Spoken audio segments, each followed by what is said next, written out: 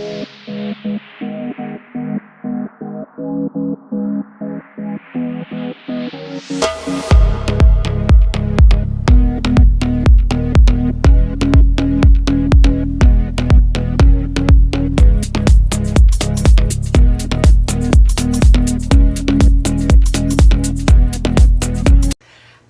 and welcome to another recap of The Real Housewives of Potomac.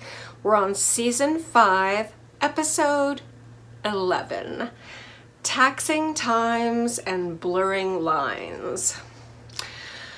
Karen is asking Ashley and Gizelle to come to her hometown with her for homecoming. Gizelle found Robyn's ring for Juan. She has a little conversation with him and says, by the way, I found the perfect ring that Robyn would love. And so she's done her little undercover assignment. Ashley says that she is confident that Michael won't cheat again. Really? Sure. But again, she keeps reiterating that if he cheats again, that's it. It's over. Okay. Now there's a baby involved, so, you know, I don't think that'll matter for Michael, but I think it might matter for her making a decision not to put up with his nonsense when there is a baby involved. So, okay. All right, so they drive down to Karen's hometown, which is Surrey, Virginia. And I just have to tell you that when we get into the car to get on the road and go down to Surrey, I have to say that Karen should have made Ashley change I've ever seen. And I'm gonna need you to go into your suitcase and find something else, or else I'm gonna leave you here.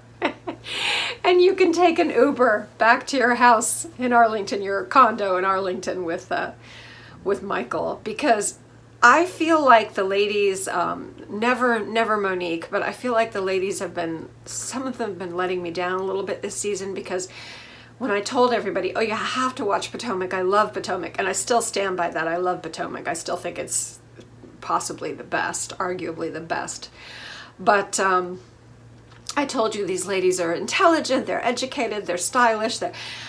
Okay, well, they are really proving me wrong. There have been some monstrosities fashion-wise. Gizelle usually gives us some big misses. I mean, she can be really tacky, but she's so beautiful that sometimes if she puts on something simple enough, she can just look amazing. She can just look stunning.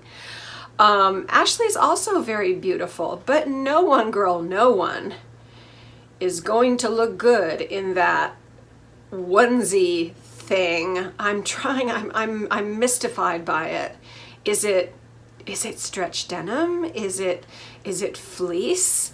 It's a onesie for an adult woman. It's baggy up on top, and then she's got like a, well, she doesn't really have a camel toe situation, but she could, if she did, because it's way too tight in the crotchal area, and then it's, you know, kind of like skin tight on her legs, and then hold for this, she's got these hideous hot pink stiletto booties.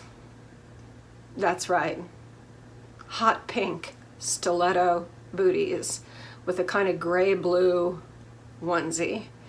This is possibly the ugliest outfit I've ever seen on The Real Housewives of Potomac, and I'm including anything that Gizelle has ever worn, and that's saying a lot.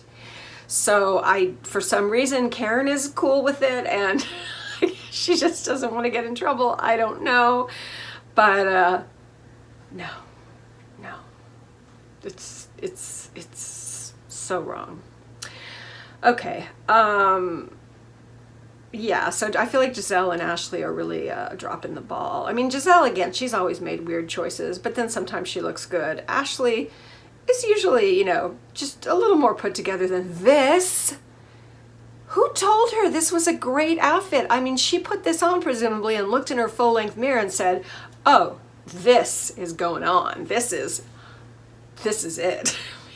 I'm really confused. Okay. All right. Ray is not coming to Karen's hometown, and this is a homecoming. I guess every year they have a little homecoming where people from this little town in Virginia come down. They have a little parade, they have little festivities, and so she's coming back for that. And she has not been to her hometown since her mother and father passed away. So, or rather her father, I think, was the last to go. And her mother and father died within 7 months of each other, or in 7 months of each other, that's horrible. I'm so sorry. That's terrible. So yeah, for some reason Ray is staying home. Not only that, but as they kind of all get in the car, Ray walks up to Karen's door and she kind of goes for a kiss and he kind of slams the door in her face. So again, I don't know if this is something that's kind of drummed up by the show, by the producers, or if this is something that's really happening in their marriage, but he's a good actor if he's acting, because it looks like he's kind of a very indifferent husband at this point. All right, so as they're driving in, Gizelle asks if they're going to get to see the Taco Bell where Karen worked, because Karen worked at a Burger King and a Taco Bell. I guess those were her first jobs. From Burrito Grande to La Grande Dame. So that's cute. I like that. Okay, all right. Candiace is setting up in her little place for a guest, and it turns out Robyn is invited over for a talk. Now, Robyn was definitely Team Candiace about the fight. Remember when they had that meeting at Karen's house? Robyn and Gizelle were very clear that they were not standing for this, that it was wrong, wrong, wrong. And, you know, they were not going to sit around and let Monique say, no, I have no remorse. And, you know, they weren't going to stand for it. They needed her to apologize, or at least express a feeling of guilt, remorse, something, and it never came. All right. So Robyn tells Candiace about the whole meeting at Karen's with Monique, and she tells Candiace, which is absolutely true, Monique has no remorse and she's making excuses. And obviously we already know that from social media. We've seen a lot of the tweets and messages that have gone out there, and when other people say, you know, when other people tweet things like, oh, I'm so glad the way you stepped up for yourself, girl, and you didn't take anything from Candiace, Monique likes it and sends little kissy faces, and just, again, it's like she's gloating. I'll say it again. It's like she's gloating. It's like somehow she thinks that she looks good coming out of this. It's really bizarre. Especially from what we know of Monique previously. I mean, yeah, I'm so disappointed in her. Hopefully something's going to happen to make her turn around, because I love her. Normally I love her, and this whole thing has just made me it's really turned me off. Okay, now, so while Robyn is telling Candiace about the meeting at Karen's, about Monique, and how Monique was acting, Candiace does some of the worst fake crying I have seen this season on any Housewives franchise. That's right. We may have to come up with some kind of trophy. This is the worst I've seen. And I've seen some bad fake crying on reality television this year. She starts with a voice, and then she has the folded tissue.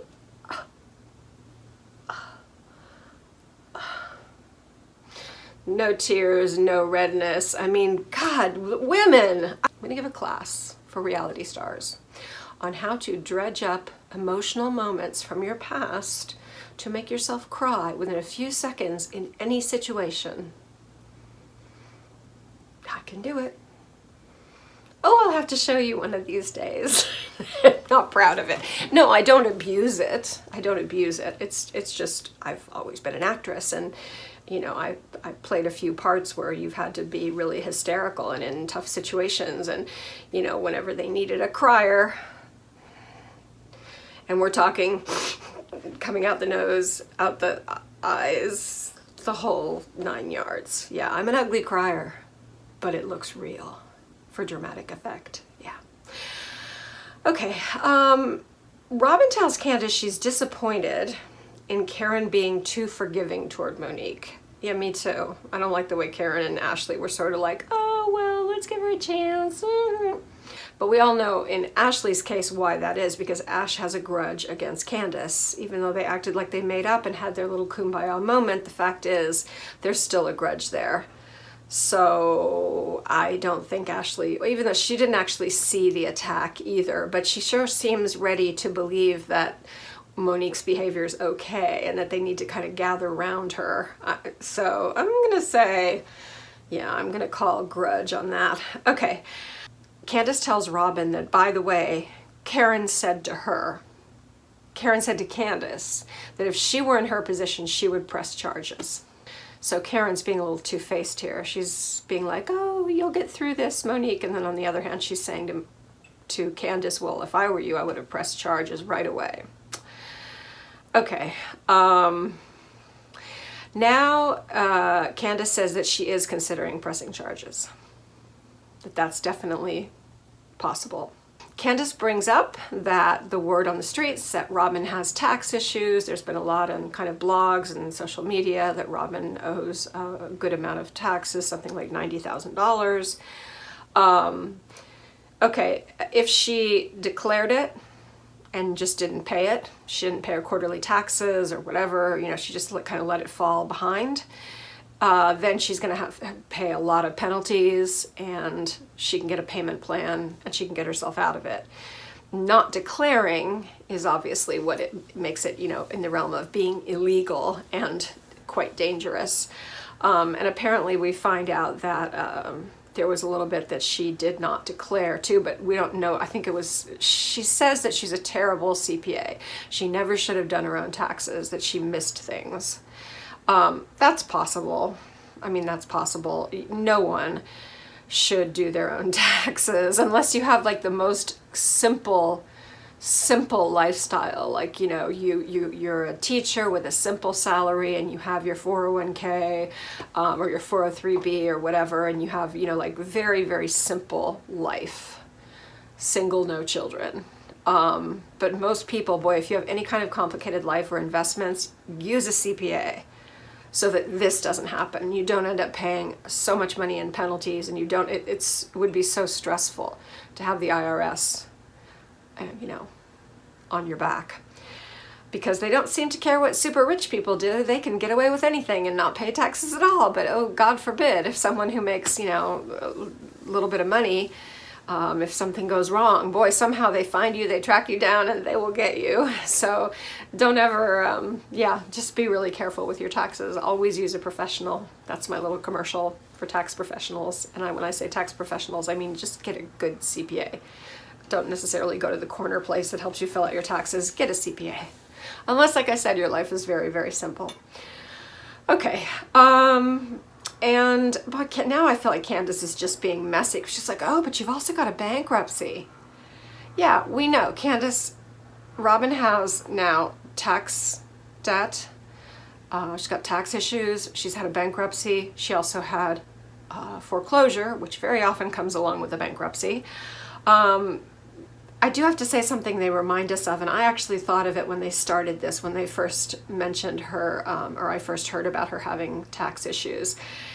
This is kind of karma, because I don't know if you remember, Robyn, well, they show a clip on this episode. Robyn was pretty mean to Karen when Ray was going through all of his stuff. She was pretty mean. Like, how did you not know? There's no way you wouldn't have known. And just was really, really hard on her. And by the way, in that flashback where we see Robyn being kind of hard / borderline nasty to Karen about saying about how you must have known about his tax debts, love her feathered 70s hair. That was a cute look. I forgot about that look. That was a cute look on Robyn. Okay, well, one is pretty mad about all this because this is messing up their credit and they're trying to buy a house. So this is going to complicate things greatly. Now, they're not married, so she would have filed, I assume she would have filed single. So they might have to put the house in Juan's name. I don't know. It's going to be hard for her to get, a good mortgage rate. But I guess he also has a bankruptcy and a foreclosure. No, so yeah, they're probably going to pay a higher interest rate. Let's put it that way. That doesn't mean they can't get a house, though. They can. All right. Candiace's confessional look. Ooh, no.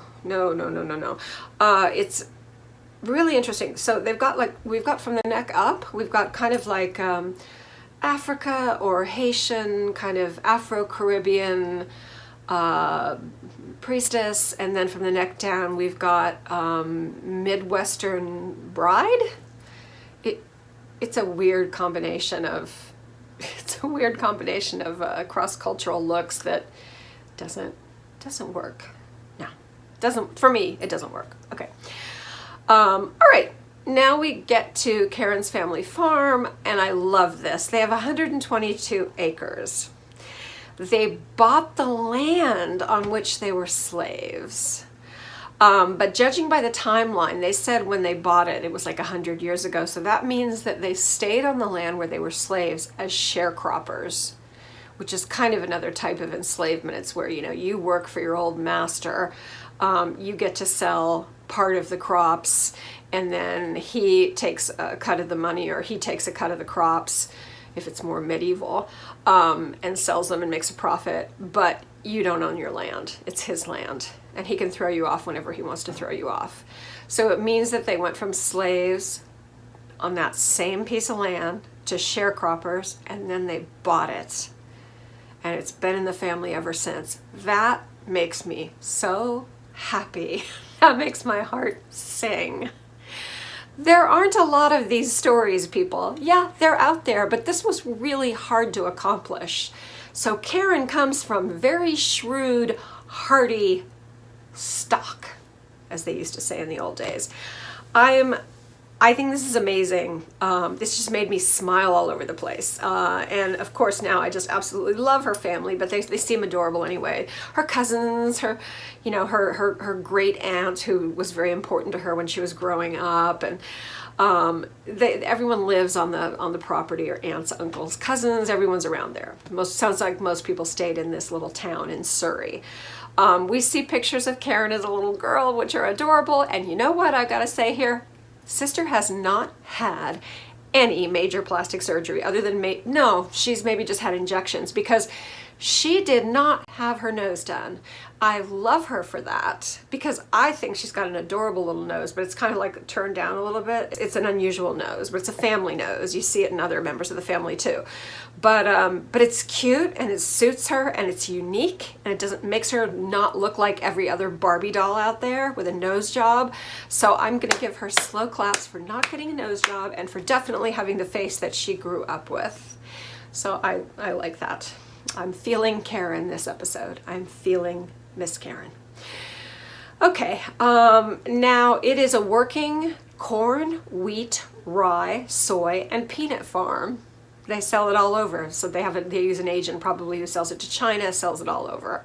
So again, this makes my heart sing. I love small family farms. I love the fact that, they bought it where they were once sharecroppers, and before that slaves.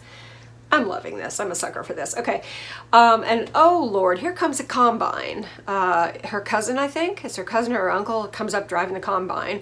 And Karen's just going to get up on that combine. But, oh, Ashley's going to go up on the combine. She's going to sit in a harvester. And she's going to go right up in those hot pink stiletto booties and her camel toe-esque stretch onesie that leaves nothing to the imagination from the waist down and is all baggy and ugly from the waist up. Ashley, you're so cute. Why do you do this to me? Why do you disappoint me like this? Don't. Okay, after they have their little harvesting experience, and then they all, meet after, they're standing around after, Monique calls Ashley in the middle of all this. Monique immediately with Ashley starts up her lying and blaming Candiace. Gizelle is literally, she gets the gist of the phone call, and she's literally just disgusted and walks away. Good for you, Gizelle. Good for you. If I were there, I would have also walked away. Gizelle says, and Karen now says again, Candiace should have pressed charges that night. So interesting. Karen's coming out with this again. And yet at the same time, she's like, oh, you will learn from this and you will be a stronger woman, Monique, and everything's going to be okay and we're here for you. So yeah, saying, you know, press charges and then I feel like she's being two-faced. Well, she is two-faced anyway, but I love her. I still love her. Okay. So Ashley asks her, when Karen says that she would have pressed charges right away, Ashley asked her, would you say that to Monique's face? And Karen says, yes. I think she's lying. I think she would word it in a different way. I don't think she would admit to that. I don't know. Okay, but Gizelle and Karen both say they want nothing to do with her until everything is resolved, which in other words means like a sincere apology. Okay, all right. Apology. I think that at some point she will make the words, maybe, but I don't know about sincere. I don't know about remorse. I saw no remorse. I saw someone doing something very sort of calculated. I felt like what she was doing like, I am justified in this and I'm going to do this because it's my right to do this. And so I'm going to wail on this woman and just become physically violent. Very, very, very creepy. Okay. All right, now we see Professor Wendy, and Wendy meets her sister Ivy. And of course, because this is a Nigerian family, you know, Wendy is a talking head for the news shows on TV. She's an expert on television news, and she's also a professor, and she teaches at Johns Hopkins. And Ivy is a surgeon, because Nigerian families, you know, upper middle class and upper class families, or even middle class families, they come to America and it's like, your kids are all going to be doctors, lawyers, engineers, you know, top notch. It's got to be top notch people. So as they say, Wendy's mom is aristocracy in the Nigerian expat community in America because she has one daughter who's an MD and one daughter who's a PhD. Okay. All right. Ivy is wearing that Jiffy Pop tinfoil fabric that you all know I love so much, but she seems lovely. And she's a surgeon. Okay, well, speaking of her mother, it being so important to her mother to have daughters who are MDs and PhDs, Wendy brings up the fact that she kind of feels like she's ready to stop teaching. She would like to do commenting on the news programs and, you know, political commenting. She'd like to do that full time. I mean, she's very good at it, and you know, she's already getting hired by the best places, so obviously she has a good future.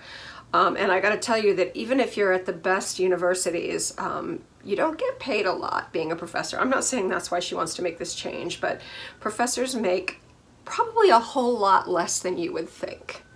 Again, I'm saying this from experience.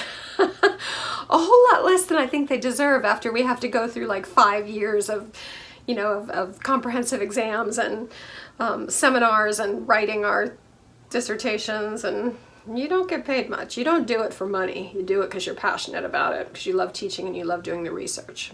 Okay. So she's afraid of telling her mother about making this change.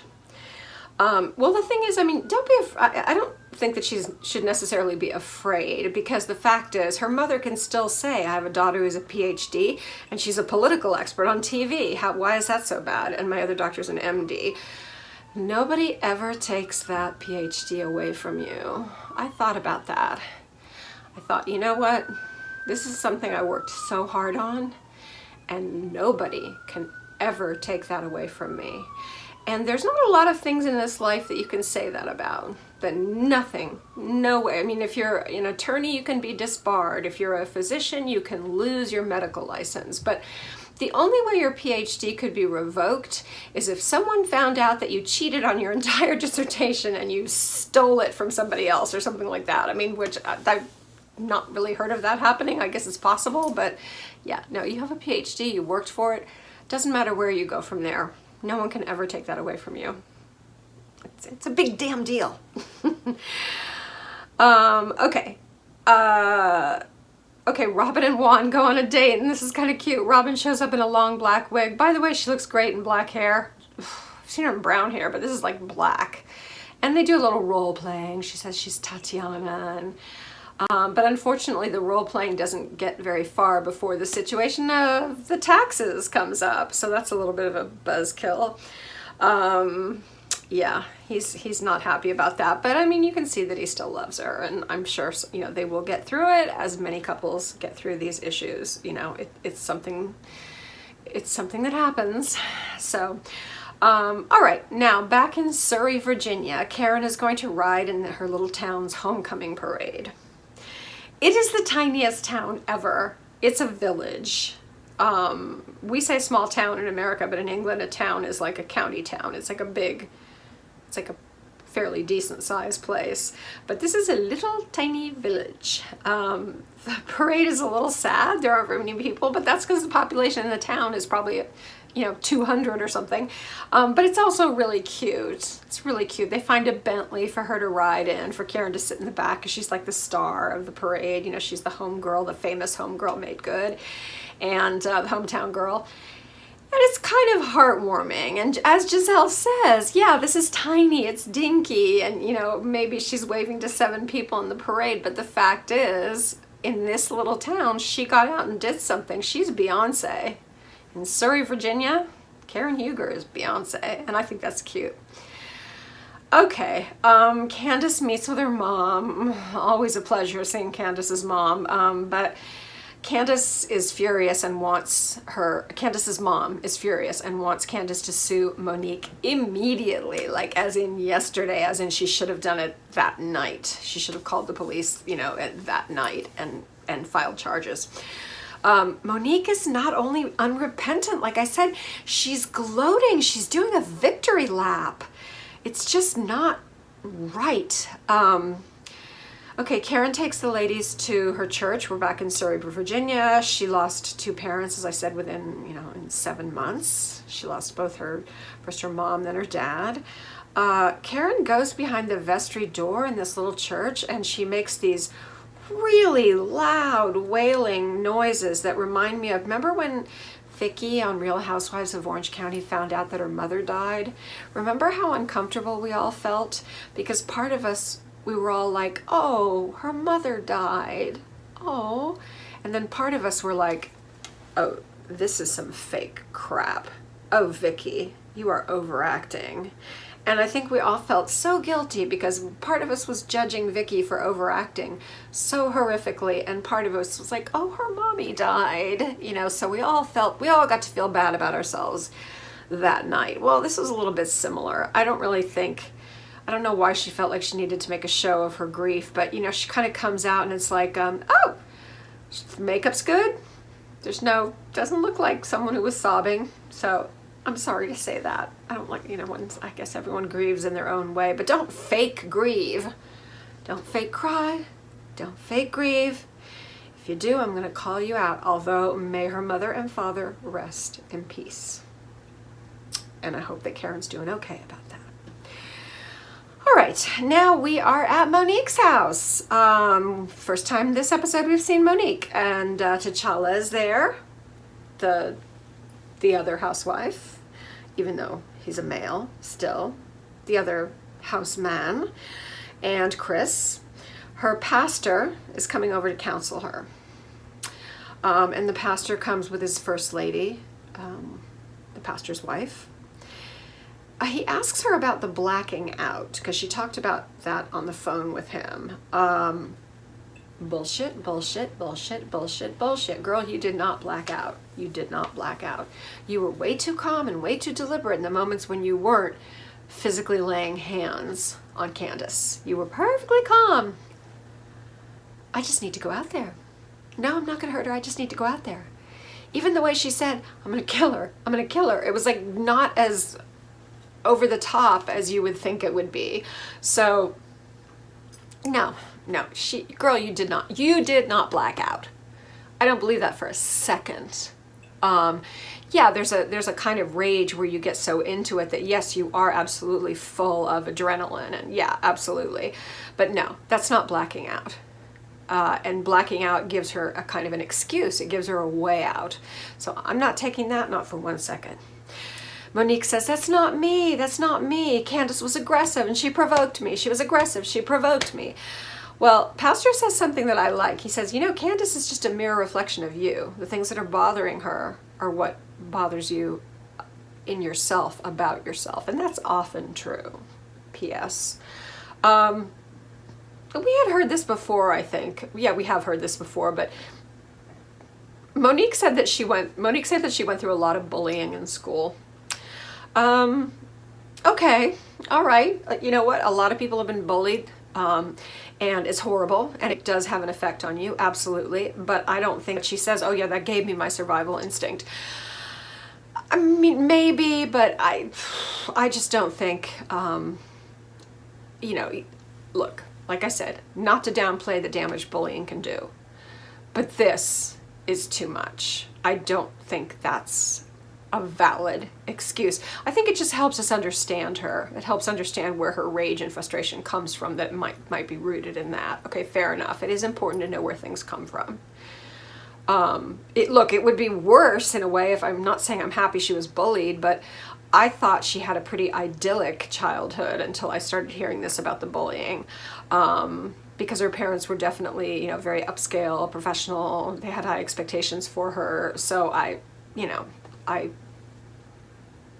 thought initially, why is she acting like this? There's nothing about her that's you know, that's classless. She should know better. Okay.